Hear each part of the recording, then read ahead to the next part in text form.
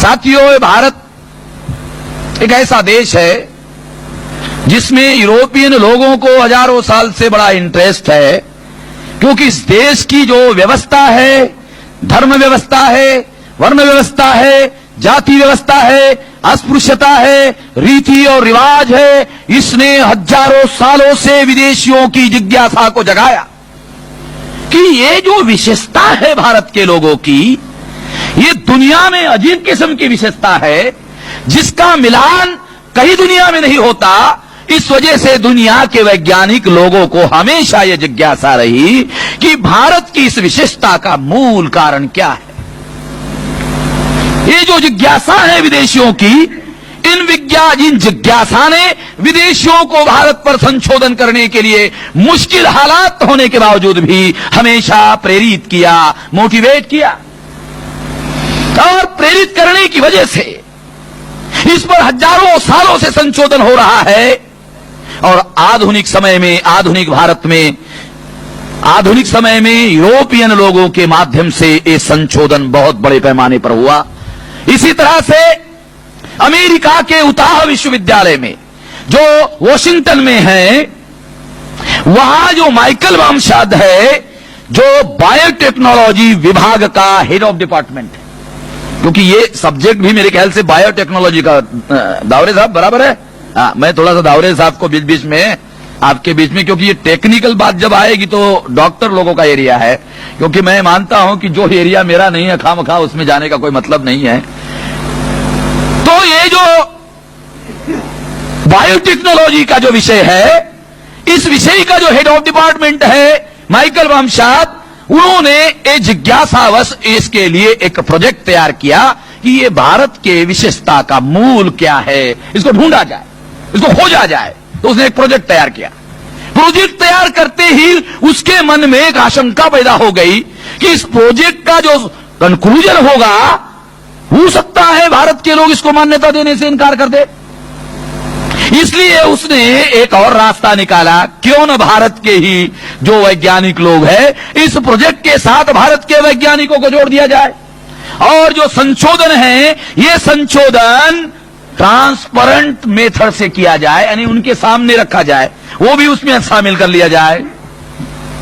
तो भारत में मद्रास यूनिवर्सिटी के बायोटेक्नोलॉजी विभाग के लोग, विशाखापट्टनम यूनिवर्सिटी के बायोटेक्नोलॉजी विभाग के लोग, और भारत सरकार का जो एक विभाग है मानववंश शास्त्र का, एंथ्रोपोलॉजी, यानी अटल बिहारी को भी अगर मानववंश के बारे में कुछ बात करनी है तो वो एंथ्रोपोलॉजी के डायरेक्टर को बुलाकर ही पूछ सकता है, क्योंकि अटल बिहारी उसका एक्सपर्ट नहीं है, वो एंथ्रोपोलॉजी के लोगों को ही पूछना पड़ेगा और किसी को नहीं पूछ सकता। तो भारत सरकार का जो विभाग है, भारत सरकार का जो विभाग है एंथ्रोपोलॉजी, मानववंश शास्त्र का, उसका भी एक ऑफिसर, उसका भी एक आदमी जो है, वो इस प्रोजेक्ट में उन्होंने शामिल किया।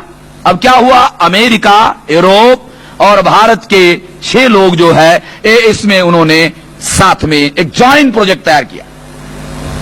अब जॉइंट प्रोजेक्ट तैयार किया तो अभी भारत के लोग उसमें शामिल है। अभी जो भी संशोधन होगा तो भारत के लोग ही उसमें संशोधन में शामिल है। अब इसलिए इनकार करना मुश्किल है। तो ये जो प्रोजेक्ट तैयार किया, और इस प्रोजेक्ट ने, जॉइंट प्रोजेक्ट ने संशोधन करके डिक्लेयर किया कि ये डीएनए के आधार पर यह सिद्ध होता है कि ब्राह्मण, क्षत्रिय और वैश्य का जो डीएनए है वो विदेशों से मिलता है। कितना परसेंटेज मिलता है वो मैंने आपको पहले ही बताया। तो इसके आधार पर ये लोग यहां के रहने वाले नहीं हैं, ये बात सिद्ध हो गई। पहले ये बात पुरातत्व ने सिद्ध की, दूसरी बार इस बात को मानववंश शास्त्र ने सिद्ध की, कामले साहब यहां है, और तीसरी बार भाषा शास्त्र। आप लोगों को यह जानकारी नहीं होगी कि आर्यों की जो संस्कृत भाषा है, उसके शब्द और विदेशी लोगों के शब्दों में जो आपस में समानता ढूंढी गई, ऐसे हजारों शब्द मिले, हजारों। और इस भाषा शास्त्र के आधार पर भी सिद्ध किया गया कि ये यहां के रहने वाले नहीं हैं। मगर ब्राह्मणों ने एंथ्रोपोलॉजी में सवाल खड़े किए, मानववंश शास्त्र में सवाल खड़े किए, भाषा शास्त्र में सवाल खड़े किए और पुरातत्व में सवाल खड़े किए और भ्रांति पैदा की। कामले साहब भैया है, वो जानते, वो भ्रांतियां पैदा करने में बहुत माहिर लोग हैं। मगर अब जब डीएनए के आधार पर संशोधन हुआ, ये डीएनए के आधार पर जो संशोधन है, ये आखिरी कील है। ये आखिरी कील, मालूम नहीं, ये कहावत बनी हुई आखिरी कील, यानी जो वो ताबूत होता है उसमें आदमी को, वो मरा हुआ आदमी रखते हैं तो उसको कील ठोकर के बंद कर देते हैं, तो बोलते ये आखिरी कील है, अब इसको जमीन में गाड़ देना चाहिए। तो ये जो डीएनए है, ये डीएनए का रिसर्च आखिरी कील है और कोई भी ब्राह्मण इस संशोधन को इनकार करने के हालत में बिल्कुल नहीं है। इसलिए उन्होंने ये सोचा, क्या सोचा कि अगर डीएनए के आधार पर हम लोग इसको इनकार करते हैं तो दुनिया की नजर में हम लोग बेवकूफ साबित हो जाएंगे। ये ख्याल रखो, ये बहुत इंपॉर्टेंट चीज है कि दुनिया जो है, यानी सुप्रीम कोर्ट, सारी दुनिया की सुप्रीम कोर्ट मानती है डीएनए के आधार पर अगर किसी बदमाश को पकड़ना है, खून करने वाले को पकड़ना है तो डीएनए के आधार पर, और निर्विवाद माना जाता है। अगर आप दोपहर में सीरियल आती है डिस्कवरी में, मेडिकल डिटेक्टिव, आप देखो उसमें, और सारी दुनिया की सुप्रीम कोर्ट इस बात को मानती है, इसके बारे में किसी किस्म का कोई डाउट नहीं है। तो ब्राह्मणों ने सोचा सारा इसको तो डीएनए का विरोध करना तो बहुत मुश्किल मामला है, और अगर हम लोगों ने इसका प्रतिवाद किया तो क्या करना पड़ेगा? प्रतिवाद करने के लिए पहले आर्टिकल में लिखना पड़ेगा 21 मई को ऐसा ऐसा डीएनए के आधार पर संशोधन हुआ जिसने ब्राह्मणों को यूरोशियन लोगों के साथ डीएनए मिलाते हुए दिखाया। पहले इतना लिखना पड़ेगा, फिर समीक्षा करनी पड़ेगी। तो उन्होंने सोचा था ये समीक्षा करने के लिए भी तथ्य मानना पड़ेगा, और समीक्षा करने के लिए अगर तथ्य मानना पड़ेगा तो जो तथ्य हम छुपाना चाहते हैं फिर लोगों को मालूम हो जाएगा। अगर उसको इनकार भी करना है तो पहले तथ्य मानना पड़ेगा, फिर काटना पड़ेगा। अगर इस पर चर्चा शुरू करते हैं तो भी लोगों को मालूम हो जाएगा। इसलिए उन्होंने योजना बनाई कि इस विषय पर चुप रहा जाए। चुप, क्या किया जाए? चुप रहा जाए। और एक हमारे देसी में, देसी भाषा में ये चुप भी एक और खास किस्म का चुप है, चिड़ी चुप।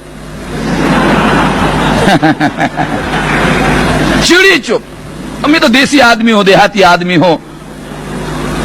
चिड़ी चुप, एकदम चुप, कुछ भी नहीं बोले एकदम। तो बाबा साहब आंबेडकर के किताब में मैंने पढ़ा था कि ब्राह्मण जब ज्यादा बोलता है तो खतरा है, ब्राह्मण जब मीठा बोलता है तो खतरा नजदीक में पहुंच गया है, और ब्राह्मण जब बिल्कुल ही नहीं बोलता और एकदम चुप हो जाता है तो भी खतरा है।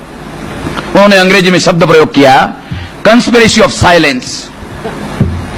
मुझे समझ में नहीं आया तो साला साइलेंस भी कोई कंस्पिरेसी होती है, चुप रहना भी कोई कंस्पिरेसी हो सकती है।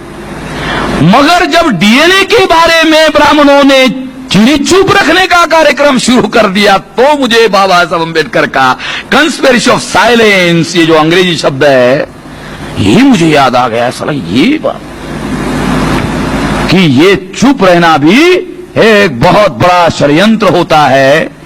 तो इसमें, इस विषय पर ब्राह्मणों ने योजना बनाई कि अरे इस पर तो बोलना खतरे से खाली नहीं है, एकदम चुप हो गया। इसलिए हमने भी सोचा कि अगर वो चुप हो गया तो हमको थोड़ा सा जोर से बोल देना चाहिए, ज्यादा आवाज कर देनी चाहिए और जन जन तक इसको पहुंचा देना चाहिए। तो ये जो डीएनए का संशोधन हुआ साथियों, इस डीएनए का जो संशोधन है, इसका भारत के मूल निवासियों पर क्या क्या परिणाम हो सकता है, मैं कुछ बातें, कुछ मूलभूत बातें आप लोगों को बताना चाहता हूं। बहुत फंडामेंटल बातें, जितनी इंपॉर्टेंट चीज है उतनी ही बताऊंगा, क्योंकि बहुत सी बातें हैं। सबसे पहले भारत का संपूर्ण इतिहास जितना लिखा हुआ है सब कुछ नए तरीके से लिखना होगा। इतना परिणाम होगा, इतना गंभीर परिणाम होने वाला है।